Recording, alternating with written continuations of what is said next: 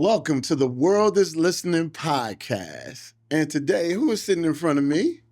I'm going to hit you with the full name. Okay. So my name is Zitty Zodwa Nxumalo.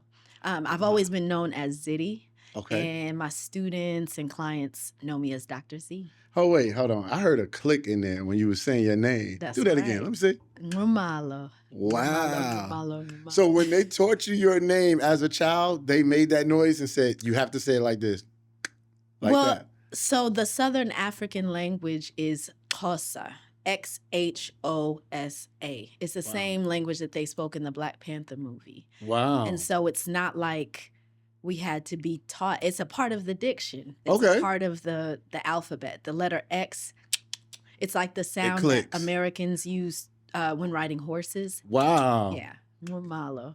That's interesting. That's pretty dope. Yeah. So that's like a whole language that is not just alphabets, but it actually has sounds with certain letters. Correct. Nice. Like C, ka, ka, ka. Wow. Yeah. I bet y'all ain't know that. I ain't know that. I ain't know it either. But that is some good information. Yeah. So where are you from? The country that I was born in is Swaziland or Eswatini. Okay. An absolute monarchy. We still have a king. All of that. So still have a king? Yeah. So when you were a little kid, your parents said, that's the king? Yeah. I mean, my great-grandfather was a part of the king's council. And my grandfather on my dad's side was the minister of health in our country. So I come from a lineage that has very close ties to the royal family. Nice. Yeah. So what is that like to be in a country with a royal family and interacting? Like, what is that like? Well, I was 4 when we came to the United States, so I don't have any memories of interacting. Okay. You know what I mean? There's a lot that I've come to learn as an adult about the actual conditions of the monarchy. It's really interesting because as an African-born, American-raised woman, I see African Americans with misconceptions about Africa and then Africans with misconceptions about America. Okay. And so the reality is that in our country where polygamy is still legal, so our king has, I think, maybe 16 wives at this point. 16 wives. Yeah. How many kids does he have? 40-something, I believe. 40-something kids. That's like he created his own city, ain't it? Yeah. Wow. Yeah. But, you know, because now people... I know we've sort of idealized polygamy, right? Where now it's something that's become a lot more mainstream here. I don't idealize it because the other reality is our country has the highest HIV/AIDS rate in the world. Wow. There are consequences for the lifestyle, you know? And so I like to look at everything as objectively and logically as possible. Okay. It's not the movies. You know what I'm saying? Yeah. How do you just get like to America's know, not the How do you movie. get to know 40 kids?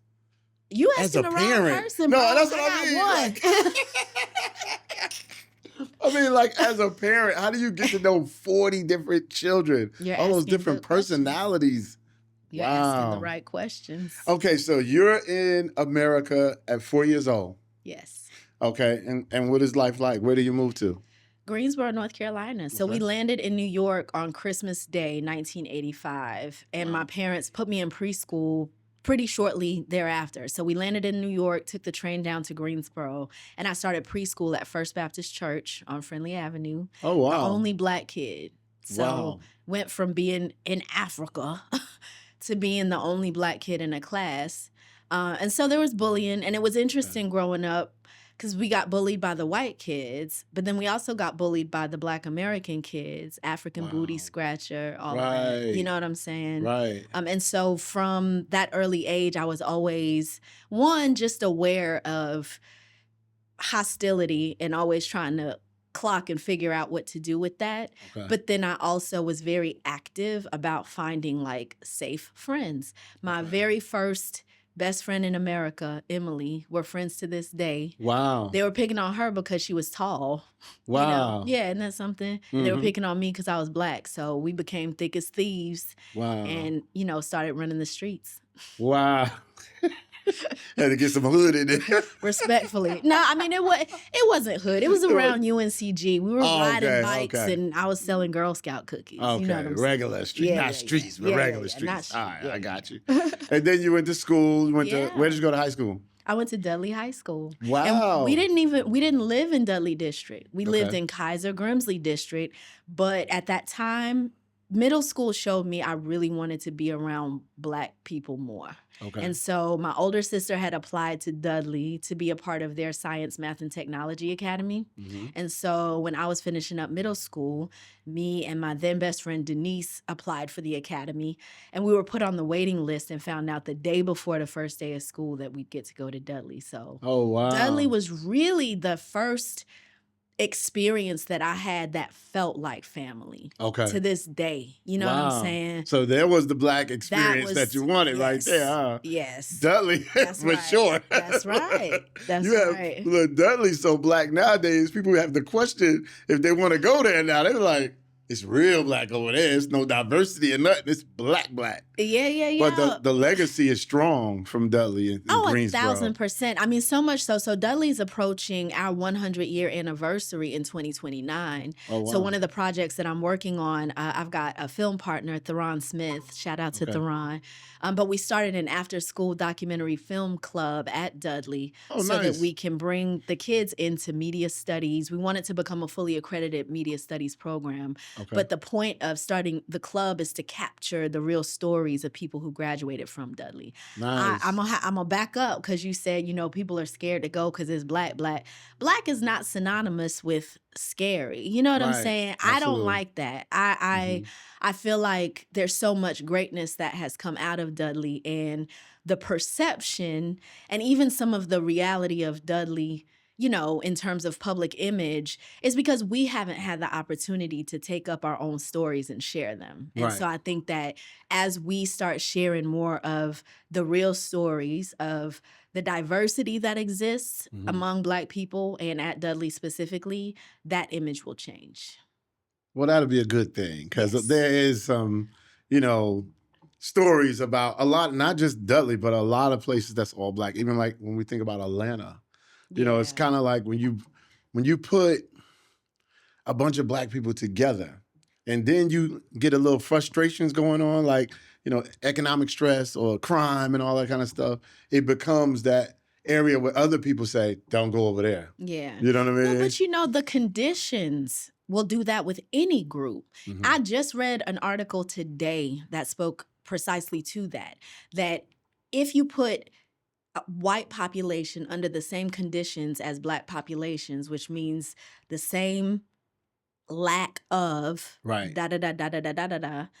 it's going to produce the same frustrations that will lead to the same criminality and the same discord. And so it's not because there's something innately violent or sinister about us. Quite the contrary, some would say. It's the condition, Absolutely. And the condition has been strategized around us to make it that way. And so I work really hard to do what I can to help shift that condition.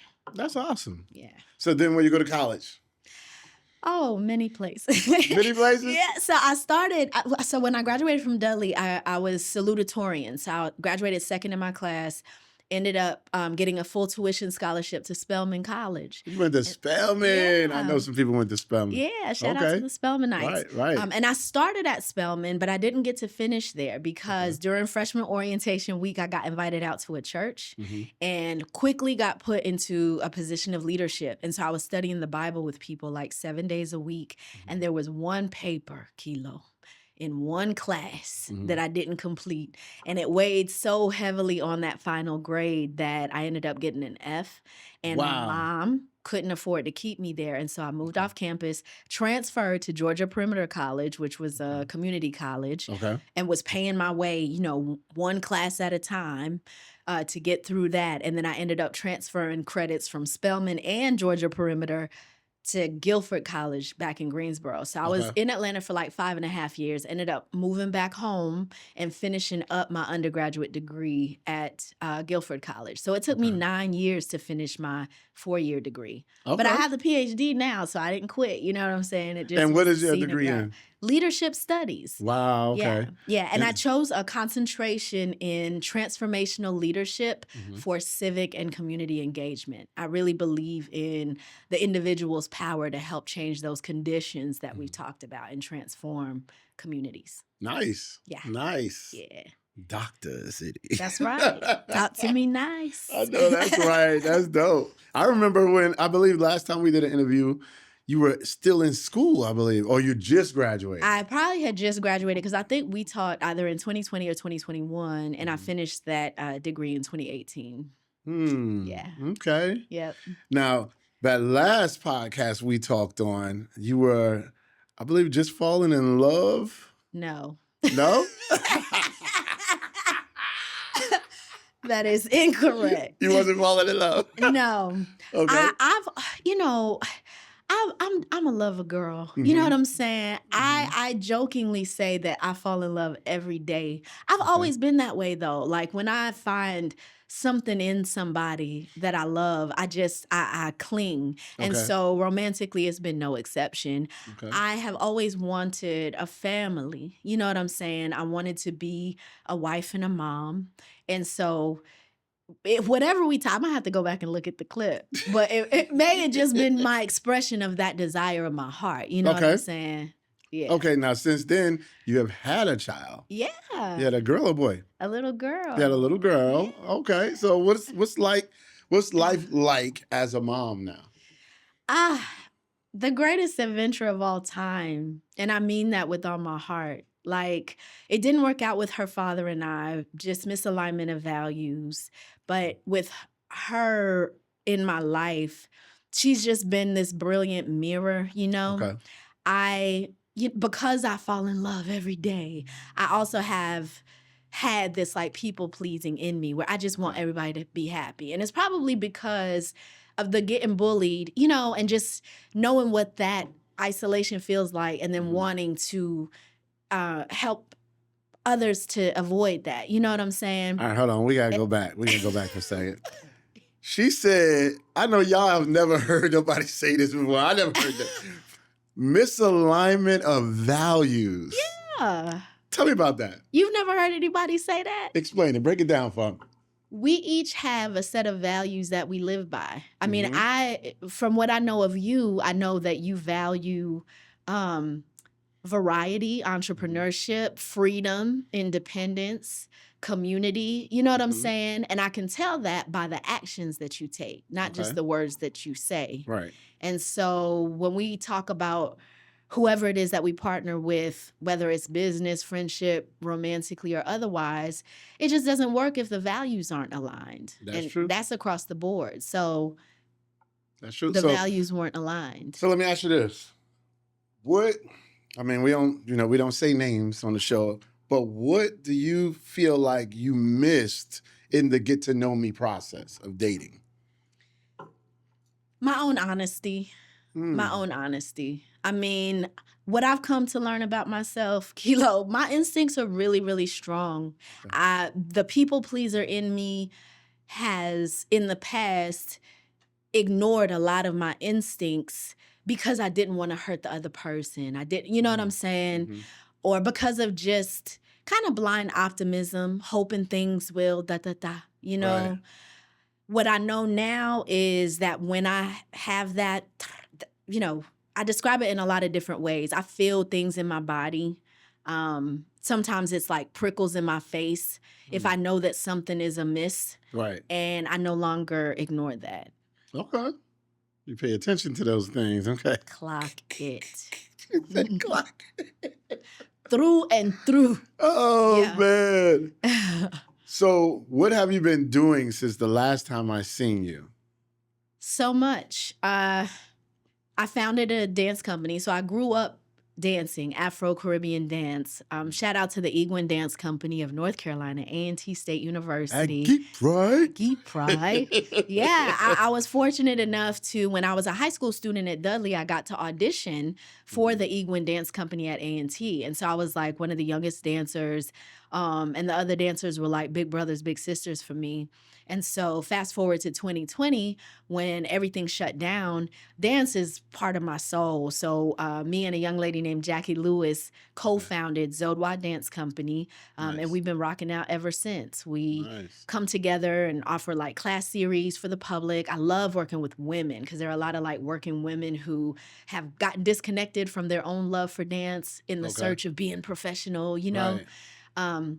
After I got my PhD in 2018, I also got certified as an executive leadership coach. And so professionally, in addition to the dance company, I have my own leadership consulting business.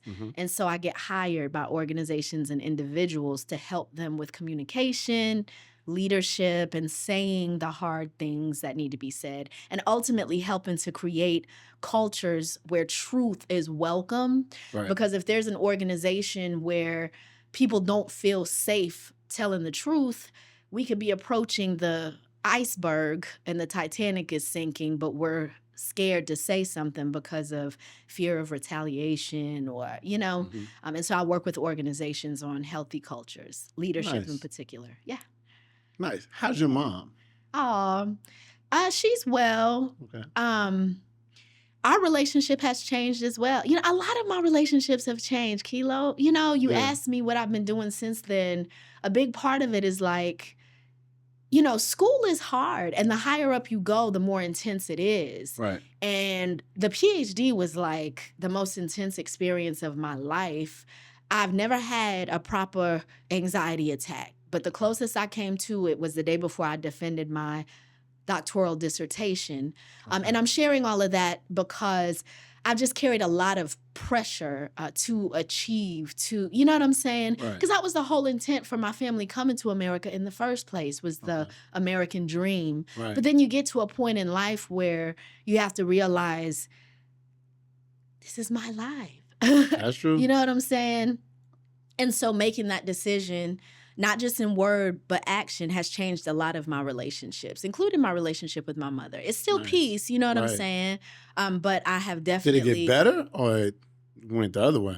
To me, I will say it got better in the sense that I got better. I got more honest. Okay. We'll Makes leave sense. it at that. Good. That's good stuff. Yeah. Now, I know I met your mom. I didn't even know it was your mom. And she was doing real estate. Have you picked up that trait to do real estate? I have. So I'm like a hummingbird. I feel like I've had 17 different careers in my life. And I have had a chapter where I was involved in real estate. And it's not completely out of the picture now. It just was a situation where the values were misaligned. I understand. The values are misaligned. That's right. That's I care a lot about, I care a lot about values a lot. That's the only way anything lasts. Right. So let me ask you this. Has there been, well, I know it has, but I got to ask the question this way. Has there been someone in your family, of your culture, that have told you how to operate in America? And what are some of the things they may have told you? Well, I mean, my parents have definitely tried to instill values. You know what I'm saying? My dad used to always say, never mistake silence for weakness. My dad also, and my mom, you know, taught me to stand up for myself, to stand up to bullies. From my mom, she works extremely hard. You know what I'm saying? And I definitely got that from her. One of the ways that I've transformed myself is learning how to work smarter, not harder, you know, because I saw both of my parents work extraordinarily hard to try to make things happen for us. But then you start learning about what success really is and what's really going on out here, you know? I don't know if you've read Robert Greene's 48 Laws of Power. Pieces of it. Yeah. So the American South is so unique in that there's this like veneer of nice, and you have to really be discerning to know whether someone really means well for you. You know what I'm saying? And so I think that immigrants of all kinds, people of all kinds, we've had to learn how to navigate all of that and how to figure that out. And again, you know, my parents did the best they could, you know, but being Black, African in the American South, it's tough. Did they ever tell you why they came here in the first place? Oh, yeah. I mean, it was for the American dream. I mean, remember I said there are misconceptions about America. Right. It's in Africa and vice versa. Okay. And so for them, I mean, there's an annual tradition in our country where the young virgins, the young Swati virgins, dance bare-breasted for the king. It's called the reed dance. And it's from that dance that he selects his next wife. And my mom, when I got older, I learned about her that she's quite progressive compared to other African women. And my parents had 3 daughters first, 3 girls in a row. And apparently it was her idea for us to come to America because she's an independent thinker. She values freedom. She wasn't doing that dance. She wasn't going. She didn't want us doing that dance. She didn't want her daughters. You know what I'm saying? Yeah. And so part of it was for that, for freedom, for choices, for options. Okay. Now, is your country a place? Because I know a lot of people from different countries. They come here, they make money, and they invest back. Yeah. Are you planning on getting a house back in the country and stuff like that? 1,000%. My dream life, I would spend at least 1 or 2 months out of every year back home. One, for my daughter. Like, I want her to learn the languages. Both of our parents are fluent in 7 different languages, including English. Okay. I also want her to just be comfortable in any corner of the world. You know what I'm saying? Right.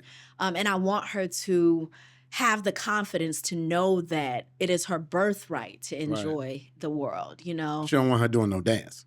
No. I mean, unless she wants to. You know what I'm saying? I want to educate her about the extremes of the spectrum in all things and equip her to make an educated decision and one that she won't regret later on. That's my goal, you know? But if she decides she wants to, who are me to judge? You know what I'm saying? Right. That's pretty deep. So, you said you don't know some of that, but I was just thinking of, the people that he chooses to marry, they live in this palace. Palaces. And they don't, so it's a lot of palaces. Multiple. From my understanding, there was actually a Netflix documentary that followed one of the that gave a behind-the-scenes look. Really? I believe it was called Without the King. I don't think it's on Netflix anymore. I've looked for it. I do believe it's on YouTube, though. Okay. So that'll give you some... Yeah, I gotta check that out. That's interesting, right? Yeah. He got a real Zamunda over there. Yeah. Yep. That is cool. So, in the community, the group that you have, what's the goal? You're talking about Zodwa, the dance company? No. The other program, you started another program, right? Yeah. Okay, so what's the goal with that one? So the community-based project is called the Carolina Firefly Project. Okay. North Carolina has between 30 and 40 different species of fireflies. Did you know that? No. Yeah. And so the whole Carolina Firefly Project is about projects that illuminate the best parts of us and that light up that flame. Your flame has been burning brightly ever since I met you. There are many people. Who that it's dim. You know what I'm saying? For a number of different reasons. And I just love people. I love seeing. I'm blessed with the ability to see the best in people, and I think that's what led me into coaching as a profession. So the Carolina Firefly Project is comprised of a number of different initiatives that support people in helping ignite that. Okay. One of them is called Parent Cafe.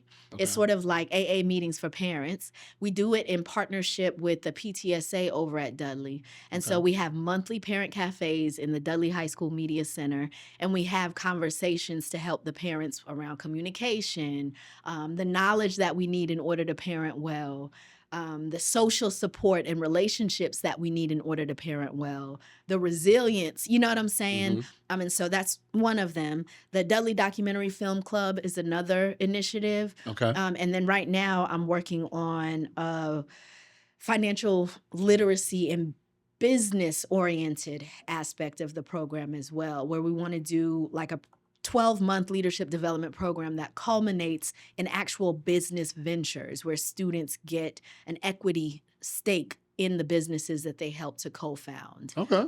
Yeah. So this part of the show where I go random. Yeah. What's your favorite cereal?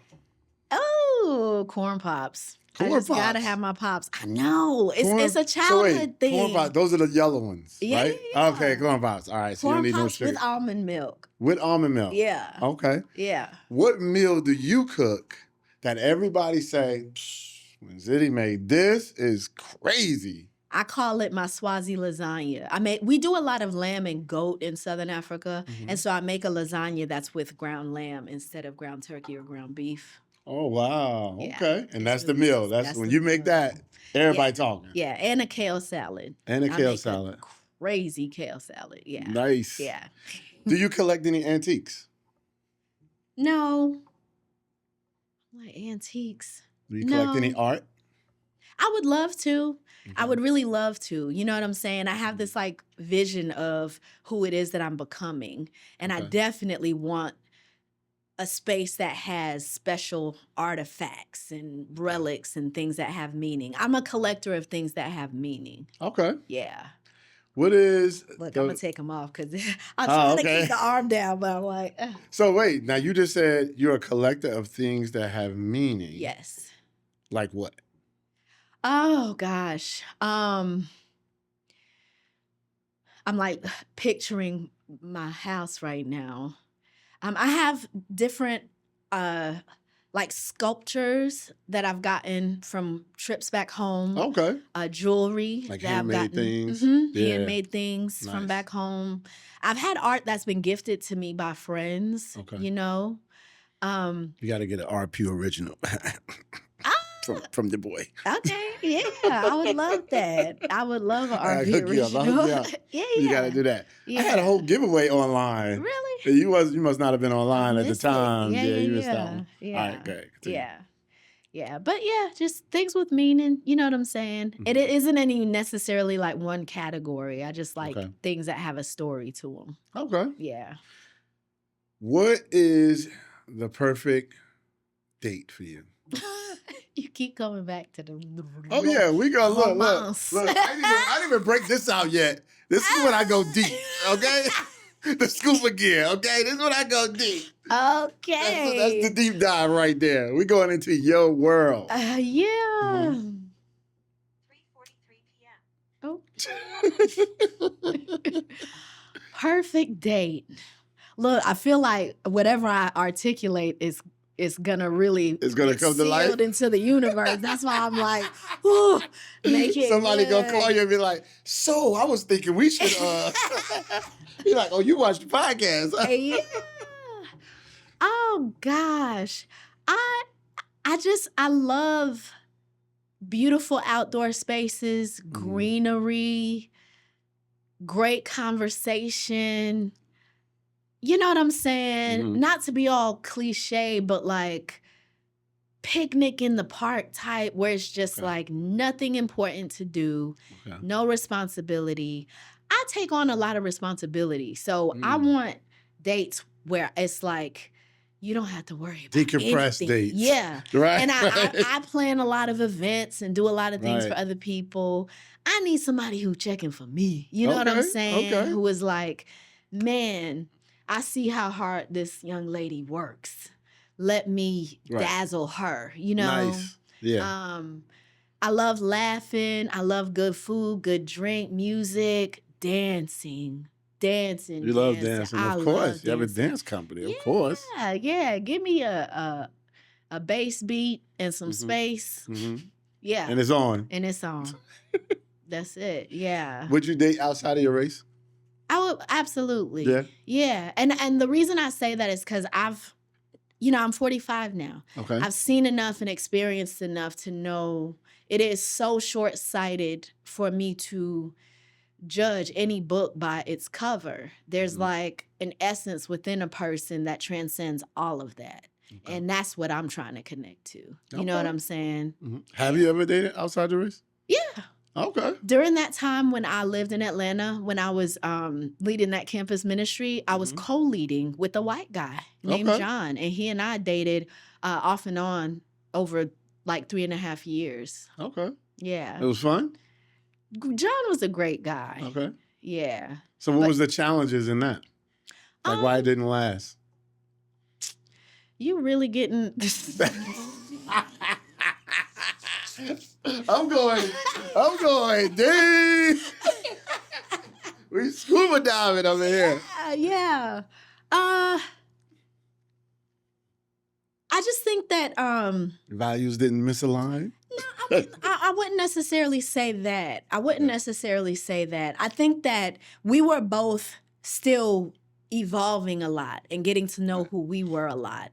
And if you're not super grounded in who you are, that can become really difficult to try to team up with somebody else. Okay. Yeah. What is it like being a Black woman in America? It depends on the day. Depends on the day. But in every lifetime, I would choose being a Black woman. You know what I'm saying? I will say that, there's research that says that Black people and Black women in particular are the least memorable at like networking events and things. And so what I've discovered is that because I have been in spaces where I may not have been seen as a big deal, people really take liberties and share and say things in your presence that they wouldn't otherwise say if they thought you were worth something. Right. And so in some ways, I feel like as a behavioral analyst, I've been able to learn a lot about human behavior from this vantage point. There was like a sketch comedy show. You've heard of Black Lady sketch show? Mm-mm. You haven't? No, I didn't check it out. Yeah. I think you could catch them on YouTube or something. But there was a sketch show that featured Black ladies, written by Black ladies. And there's one skit that talked about how, like, if you ever want somebody to be an assassin, choose a Black woman because nobody sees her. Ooh. Yeah. And it, the underlying message is deep. Like you can go anywhere and you're invisible. You know what I'm saying? Wow. But there's something to that, right. So yeah, I mean, there are difficulties to not feeling like you're seen accurately. People really love to paint these perceptive projection brushes over top you. Right. And it seems easier to do with Black women, but I also observe that we're insanely resilient, insanely strong, insanely compassionate, because it's like now in this political arena, you have all these people who are kind of just now getting hip to the fact that things have been imbalanced and are, getting on the front lines and fighting against what our current administration is doing. Well, the Black lady's been here. We've been known it was crazy. Right. We've been known that there were sinister things happening in America's underbelly. And because it didn't affect other folks, we weren't taken seriously. So there's a pattern of not being taken seriously. In the medical field, our pain is underestimated. Doctors historically are less likely to take our pain seriously. And that's just not Zitty talking about it. That's the data. That's a pattern, in terms of the way that we've been treated. So let me ask you this. Yeah. Since you've dated a white man and you've dated a Black man, what's the difference? I will say there is an undeniable. Yeah. No, I mean, there is an undeniable swagger that a Black man has that my rhythm aligns with more easily. You know what I'm saying? Right. I'm very rhythmic. I feel things, and I have felt the Black man much more quickly, clearly than I have others. Understood. Yeah. Now, you mentioned the medical field. What is your thoughts on modern medicine versus herbs medicine? I think that, again, gone are the days where we're going one extreme or the other. I think with everything, in all things, there is balance. I would never discount modern medicine. I had a C-section with my daughter, and were it not for modern medicine, I might not be here. You know what I'm saying? At the same time, it is really important to me for us to understand modern medicine, the culture behind it, the pharmaceutical industry, and the way that the money is set up to incentivize doctors for prescribing over really rehabilitating and treating. So I've got very strong opinions about that. But I would love to see a world in which we're given education, first of all. Right. Okay, about what the herbs do and what the modern medicine does, and then given options, you know, so that as a patient, we know and can make educated decisions about which route we want to go. I get really, really concerned about how dependent we are on modern medicine and ignorant about it at the same time. It's like you could look at vaccines and see that, where it's like you got one camp that's like, oh, it's ridiculous to discount science. Of course I'm going to give my kid vaccines. And then you've got another camp that says, you know, vaccines are poison and they cause that, you know what I'm saying? Right. Education is really important to me. And there's a lot of confusion and murkiness, not just around medicine, but around a lot of things. And so I'm always trying to find out what is the truth. Yeah, what is really going on. Yeah. And I think that we can make more balanced decisions about everything when we know what's actually going on. Ain't that the truth?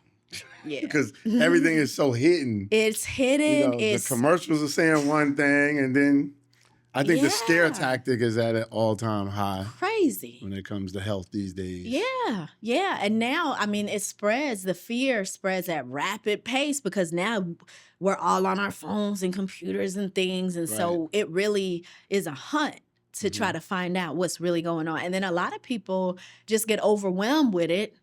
And when we're overwhelmed, what do we do to calm that? We gonna smoke something, drink something, sex something, you know? We're in a global mental health crisis right now.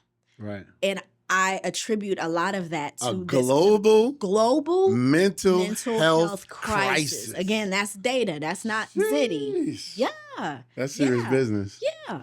Yeah. And it's not just Black mental health or white mental health or, you know, it's a global humanity at large is suffering under the strategic confinement that world leaders have put us under.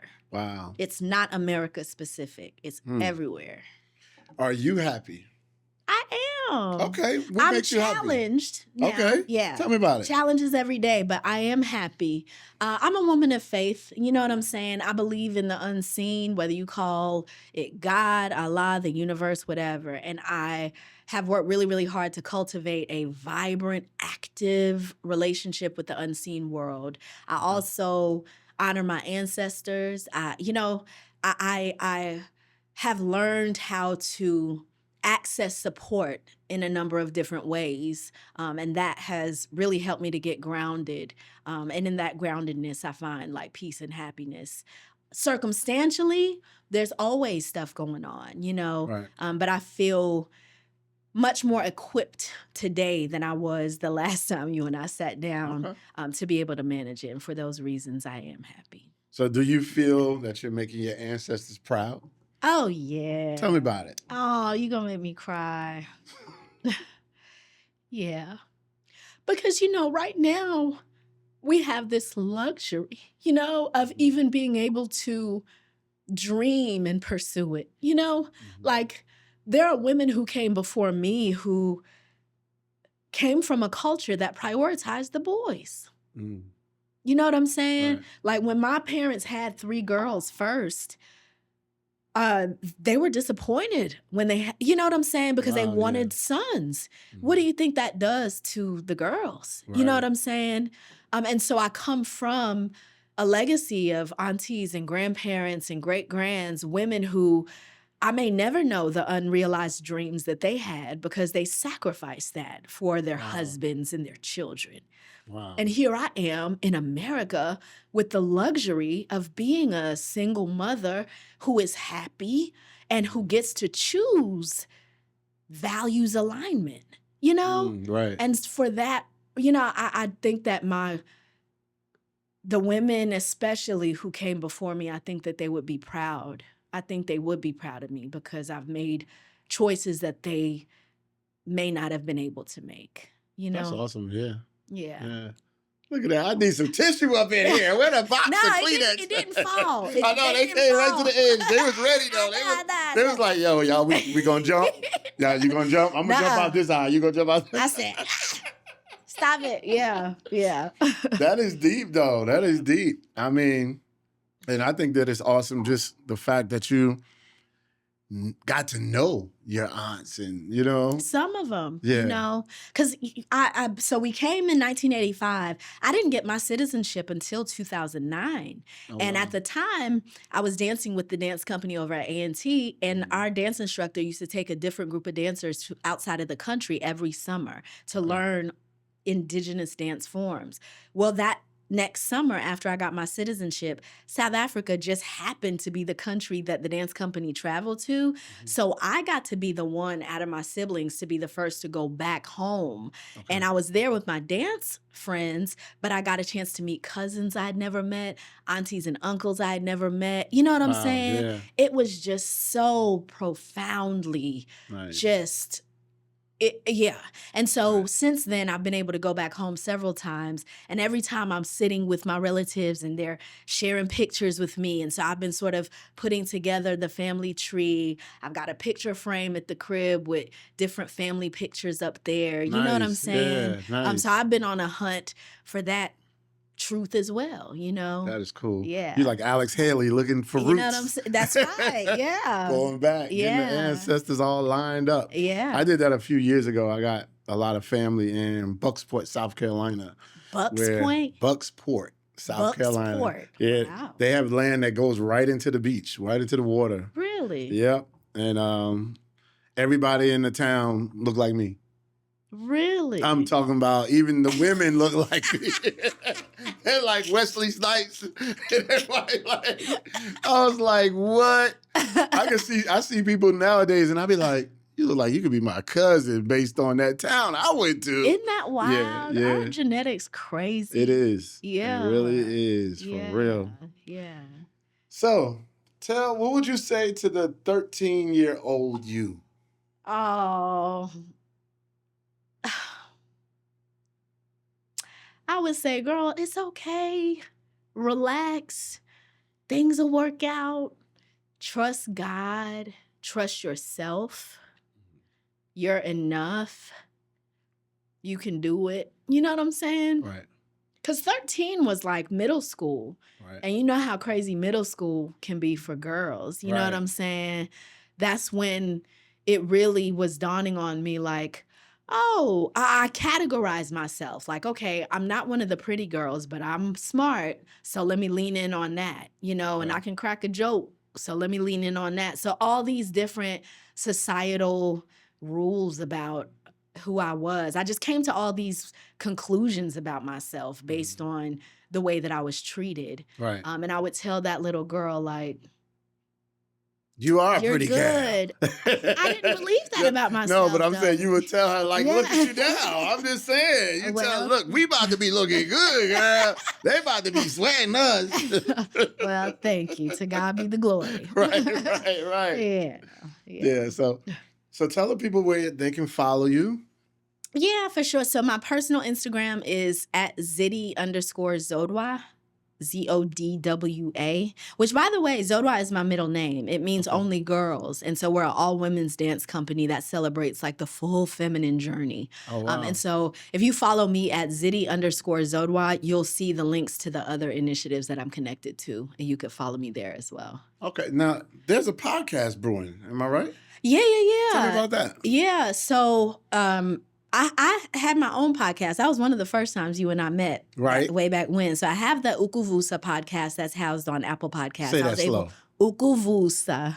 It means to Ukuvusa. awaken. Ukuvusa. Wow. Yeah, to awaken. Yeah. That's pretty dope. Yeah. So I was able to do 41 episodes where I spoke with different people about their own journey of awakening. Okay. And now I'm teaming up with some other dear friends to do a leadership podcast. So we want to highlight real leaders in Greensboro and talk about real issues in Greensboro, and ultimately educate people. I don't like doing podcasts just for spectacle. You know what I'm saying? I like doing podcasts for educational purposes. Gotcha. So, yeah. Makes sense. Yeah. Makes sense. Yeah. Okay, so speaking of an educational point, what educational point you want to leave for my listeners? Ooh, what's the podcast? The World is Listening. The World is Listening podcast. I love that. Education. The world is listening.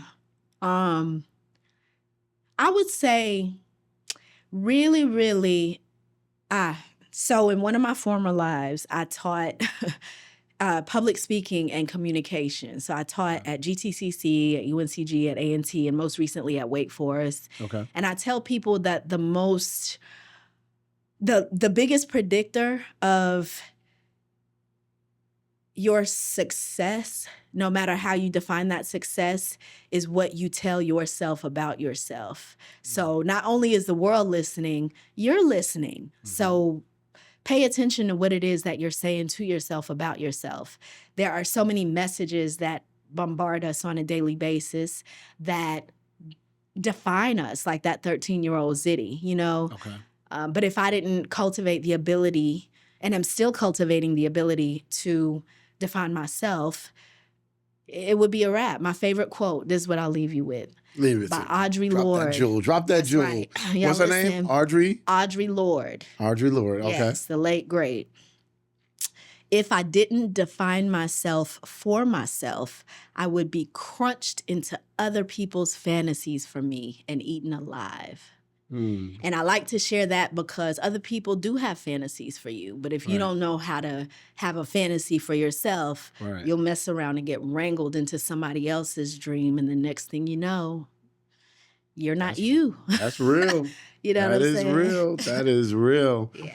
I think I discovered that being a visual artist. Because that's what actually started Save the Arts. Oh, really? Because I literally...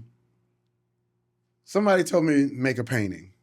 I made a painting, and then I made 3 paintings. And then my uncle said, hey, you need to go meet this girl, Monique. I met Monique. She had an art gallery.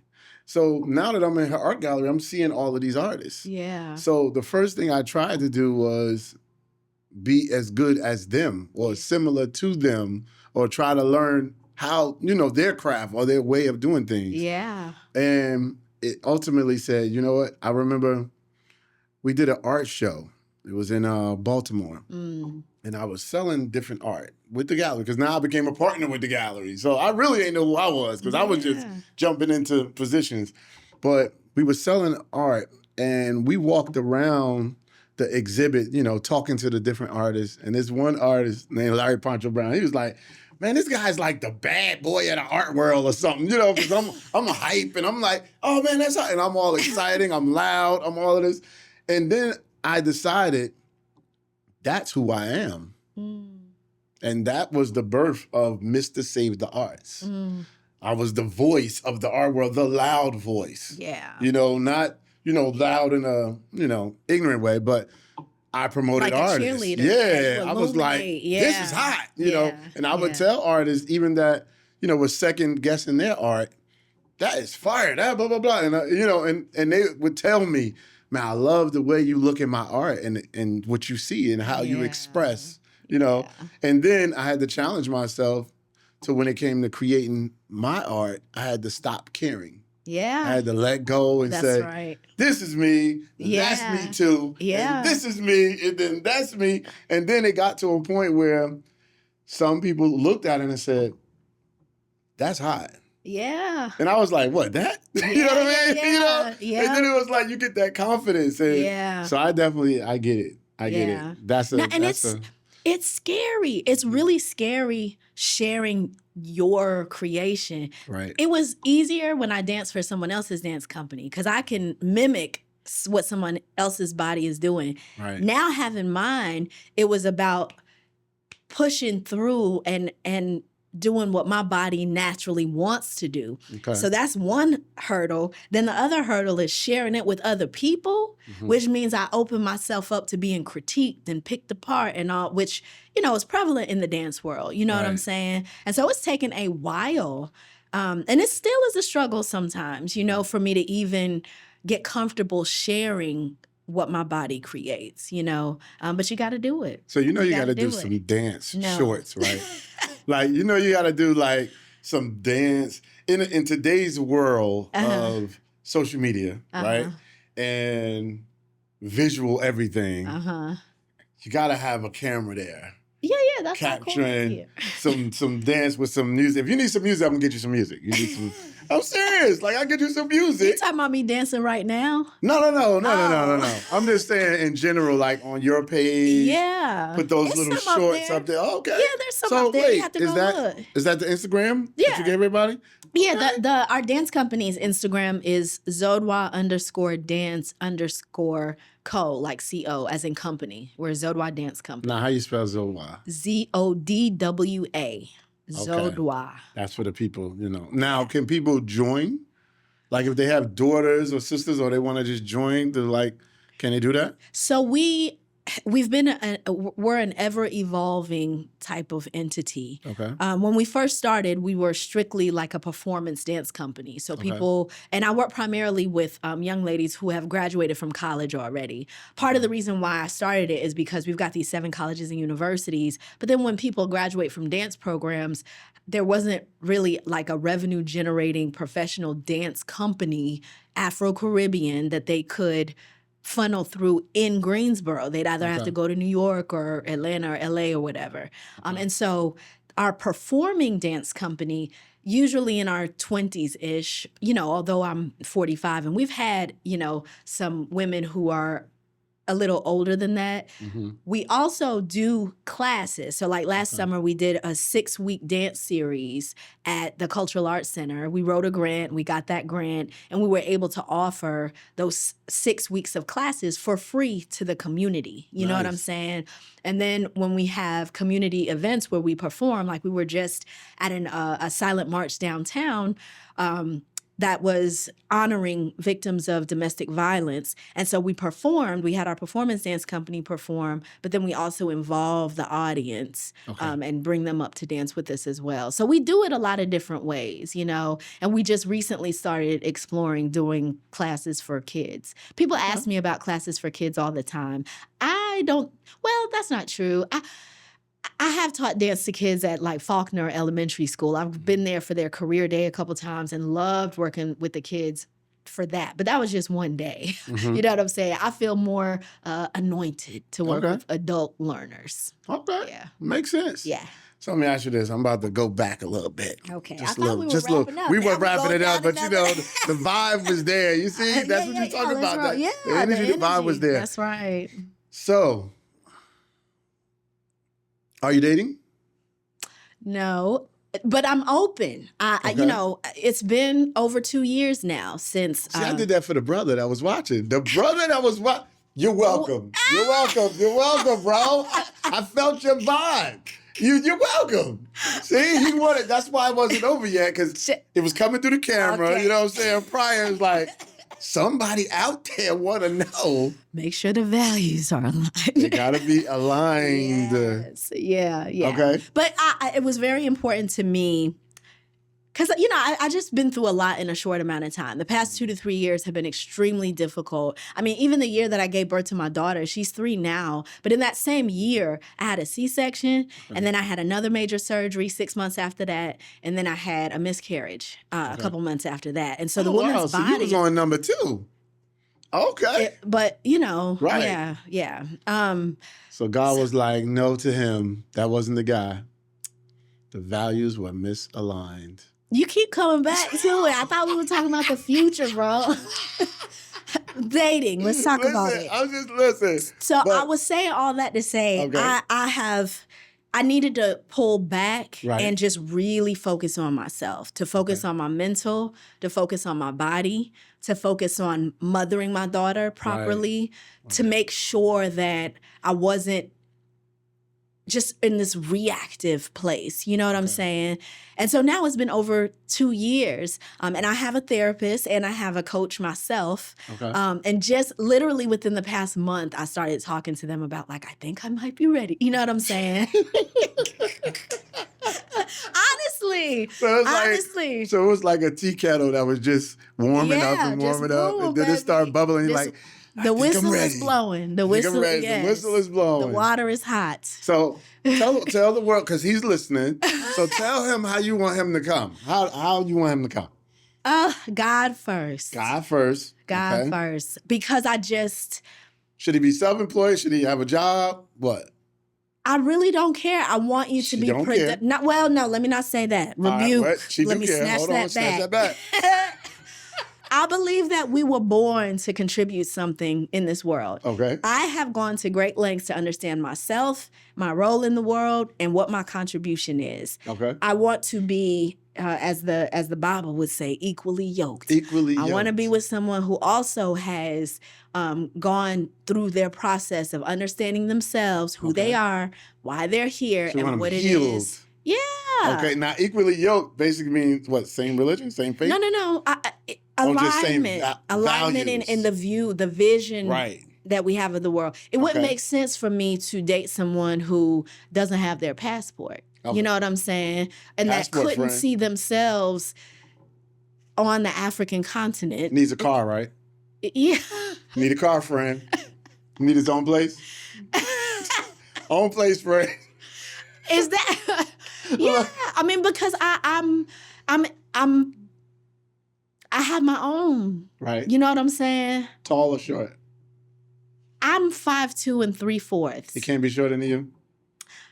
I like to look up. Possibilities, short man. It's possibilities for you, bro. It's possibilities for you. Why y'all feeling nervous?